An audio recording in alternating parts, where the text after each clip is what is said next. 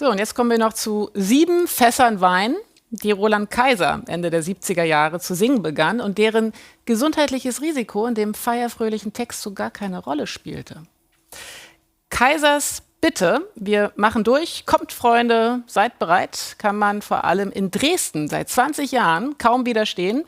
Man könnte es auch Liebe nennen. Die Tickets für die Kaiser-Konzerte mit Blick auf die historische Altstadt sind meist innerhalb von Minuten ausverkauft.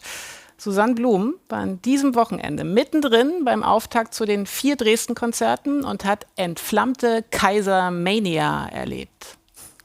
Ich glaube, es geht schon wieder los. Dresden im Fieber.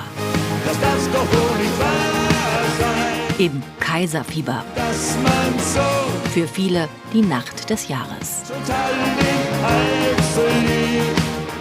Einige Stunden zuvor, mittags. Chris und Norman sind auf dem Weg vom Hotel zum Elbufer zur Kaisermania.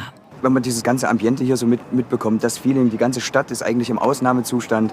Also das ist schon der Wahnsinn. Die Thüringer bezeichnen sich als Mega-Fans. Das Paar ist hier damit in bester Gesellschaft. Die meisten aus ihrer Fangruppe haben Karten für alle 4 Dresden-Konzerte, obwohl die immer sofort ausverkauft sind. Man hat immer so feuchte Hände, wenn es losgeht. Zack, ja, ich hab 2, du hast 2 und dann geht das. Ja, genau. Das goldene Ticket kostet 160 €, 60 mehr als das reguläre. Dafür dürfen Sie hier nachher 15 Minuten eher rein. Das ist es Ihnen wert. So wie andere zum Fußball gehen, gehen wir zum Kaiser. Ja. Und er gibt uns einfach diese 2,5 Stunden, da tanken wir praktisch auf. Noch 5 Stunden bis Konzertbeginn. Und auch er ist schon da. Roland Kaiser. Seit 2003 spielt er hier die Kaisermania, die ihn auf die großen Bühnen gebracht hat. Das ist letztendlich der Start gewesen für meine Live-Karriere, die dann letztendlich in diesem Jahr im Stadion gelandet ist. Der Ausgangspunkt war eindeutig hier.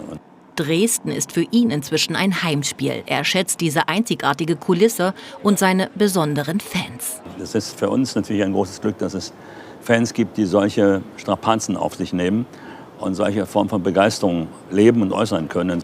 Es ist inzwischen kurz vor 18 Uhr. Der VIP-Eingang öffnet. Chris und Norman sprinten für Plätze ganz vorne. Wir haben es geschafft.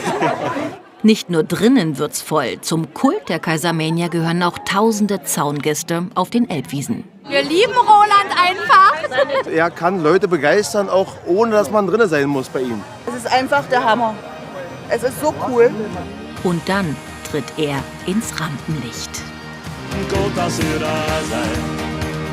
Wir singen allesamt Amore, Amore.